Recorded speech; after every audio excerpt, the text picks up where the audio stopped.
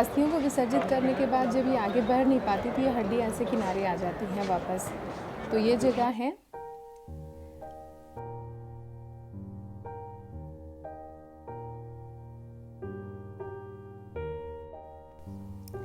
तो दोस्तों आज हम जा रहे हैं कनखल, और कनखल के लिए सुबह सुबह मैं निकल गई हूँ। अभी चूँकि सर्दियाँ ऑलमोस्ट ख़त्म हैं, गर्मियाँ आ रही हैं, तो मौसम भी उसी तरीके से खुशनुमा है। थोड़ी ठंडक है मौसम में, लेकिन I am really enjoying this weather. देख रहे हो कितनी खूबसूरत धूप निकली हुई है। तो हम बढ़ रहे हैं कनखल की तरफ। तो पहले मेरा प्लान है कि मैं पहले कुछ खाऊंगी, क्योंकि मुझे भूख बड़ी ज़ोरों की लगी। आज नाश्ता मैंने घर पे कुछ बनाया नहीं है, तो कमल भैया के जो छोले कुलचे हैं ना, वो खाना मुझे बहुत पसंद है। और साथ में जो वो तरी देते हैं, वो ये जो किनारे किनारे आप देख रहे हो ना, नहर के किनारे किनारे ये बिल्डिंग्स, ये बहुत पुरानी बिल्डिंग्स है और देख के काफ़ी अच्छा लगता है।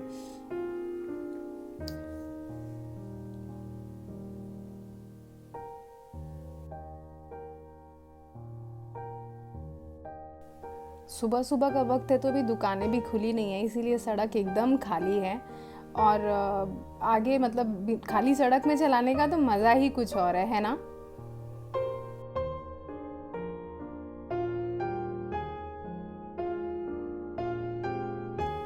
और सुबह सुबह जो नाश्ते की ठेलियाँ हैं ना, वो हर शहर की अपनी एक खासियत होती है। मैंने देखा है जितने भी पुराने शहर होते हैं ना,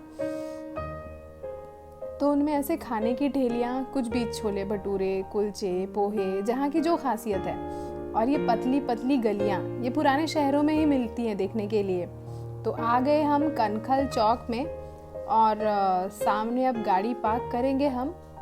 गाड़ी पार्क करने के बाद ये पहुंच गए जी कमल भैया की दुकान में। देख रहे हो कितनी भीड़ है। ये तो भीड़ कुछ भी नहीं है, पर ठीक है, अपनी कमल भैया के साथ थोड़ा है तो आराम से जगह और चीज़ें आराम से मिल जाती है। तो बस अभी छोले कुलचे हमारे तैयार हो रहे हैं, इंतज़ार कर रहे हैं। तब तक थोड़ा हमारा जो फैशन बिगड़ गया था उसको सही कर लेते हैं। हेलमेट तो लगाने के बाद बाल की जो हालत हो जाती है।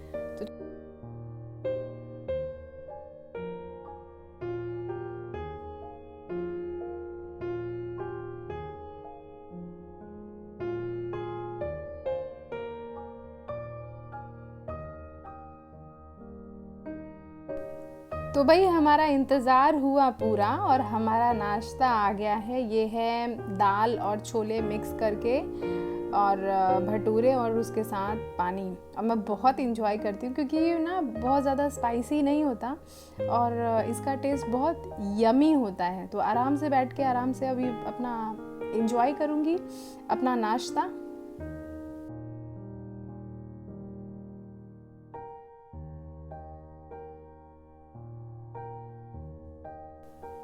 तो भाई अभी टेस्टी टेस्टी नाश्ता तो हमने एंजॉय कर लिया। अब हम बढ़ रहे हैं उस घाट की तरफ, कनखल के घाट की तरफ, जहाँ पे अस्थियाँ विसर्जित होती हैं। और यहाँ पे बहुत दूर दूर से लोग आते हैं अपना अस्थियों को विसर्जन करने के लिए।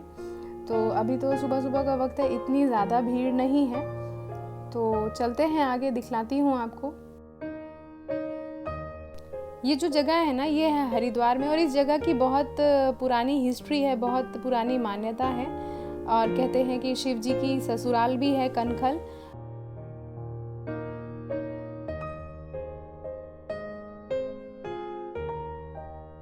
तो लो जी, ऑलमोस्ट हम घाट के पास पहुंच गए हैं, और बस अब गाड़ी ज़रा पार्क कर देते हैं कहीं सही ठिकाने पर।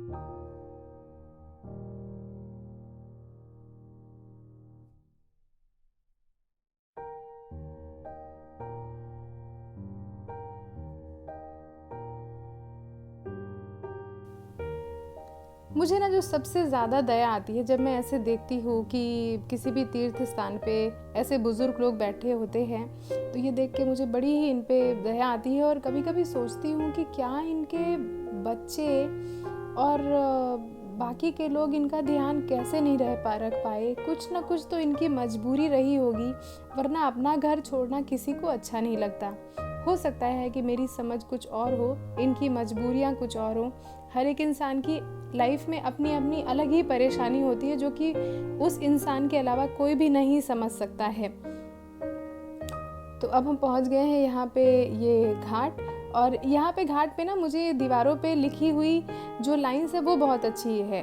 दुख में सुमिरन सब करे, सुख में करे न कोय, जो सुख में सुमिरन करे, दुख काहे को होए। बहुत सही बात लिखी हुई है। तो अब यहाँ पे लोग आ गए हैं और अपना अपना काम जो है शुरू कर दिया है उन्होंने।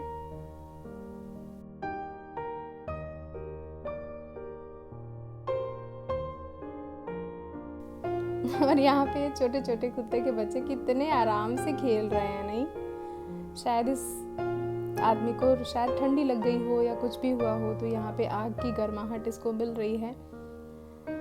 बहुत तरस आता है कि एक इंसान इस तरीके से है ना, बट कुछ नहीं किया जा सकता आप सिर्फ। तो अभी आगे बढ़ते हैं और ये आ गए हैं हम उस घाट पे जहाँ पे अस्थियाँ वगैरह विसर्जित होती हैं। और ये भाई साहब देखो कैसे कैसे टेक्निक से, जैसे लोग दान वगैरह करते हैं ना तो पैसे और कुछ जेवर वगैरह भी फेंकते हैं, तो इसने डब्बे का सहारा लिया हुआ है ताकि इसको ज़्यादा बार बार सर नीचे न ले जाना पड़े और ये डब्बे की मदद से उन चीज़ों को देख सके। अब वो तभी पॉसिबल है जबकि पानी एकदम क्लियर हो, और आजकल पानी जो है बहुत साफ़ आ रहा है। ऊपर पहाड़ों में जब बरसात होती है ना तो पानी थोड़ा मटमैला हो जाता है, लेकिन आजकल पानी एकदम साफ़ है। तो ये फैमिली आ गई है, उनके पुरोहित जी से मिल लिए हैं और जो भी इनका मतलब अपना रीति रिवाज से और अपना आगे का काम शुरू करेंगे।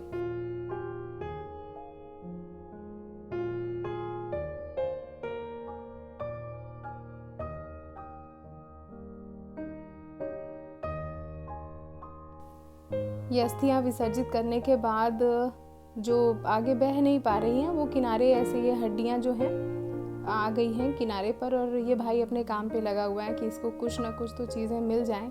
ठीक है, हर एक के इंसान के अपने अपने टास्क होते हैं सुबह उठ के, तो ये भी अपने टास्क में लगा हुआ है।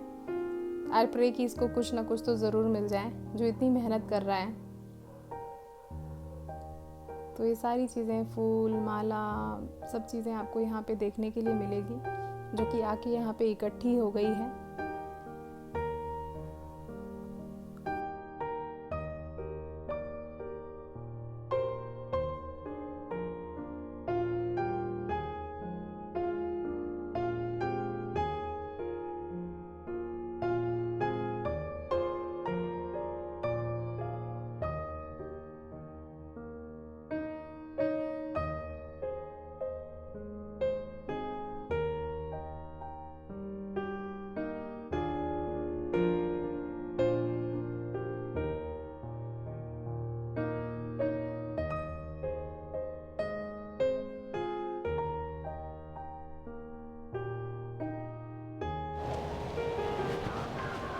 क्या देख रहे? क्या देख रहे? हाँ, तुम नहीं आते इधर? सोना बिन्नी तुम नहीं आते? हंसो। तुम्हारा घर कहाँ है?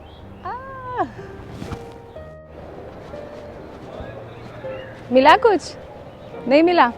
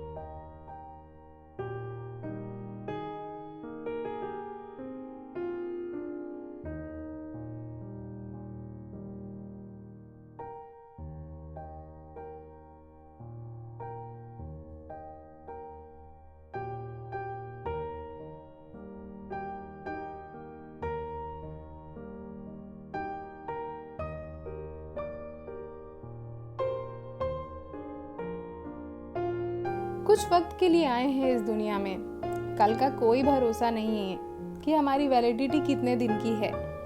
एक दिन हमें, मुझे और आपको भी इन्हीं पंच तत्वों में विलीन हो जाना है, इसी पानी में, इसी पृथ्वी में, आकाश में, जल में, किसी न किसी तरीके से। इसलिए जितने दिन के लिए भी है ना, लाइफ को एंजॉय कीजिए। Thank you.